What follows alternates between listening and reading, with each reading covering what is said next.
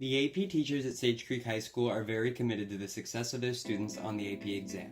Mr. Peterson spoke with the Sage about how he prepares his students. My AP class does get a substantial amount of more prep time from myself outside of the day in the class. Exactly how much, it differs week to week, but on average, I'm probably spending probably like 30 minutes a night, I would say. All right, so on average though, I would say compared to my CP class, I'll probably spend anywhere from 2 to 2.5 hours more prep time for my AP US History class compared to the college prep. For students to do well on the AP exam, not only do they need to read and be familiar with the content, but they need to be able to utilize it when they write on the AP exam. AP biology teacher Allison McGee has to grade lab reports and prep for the AP bio exam, which requires extensive time. I think it's a lot of content. I mean, if you look at our AP Bio textbook, I think it is the biggest AP textbook. It is huge, massive, it's a lot of content to know.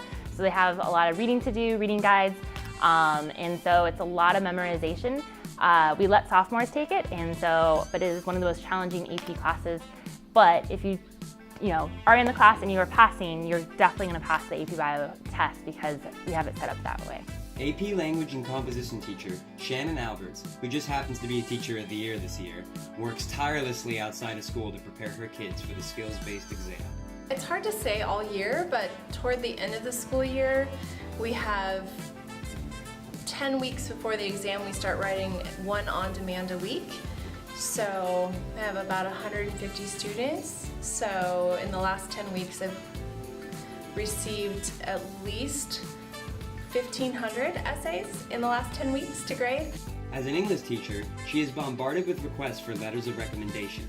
Consequently, she has to set a cap on her requests, since they take so much time outside of school.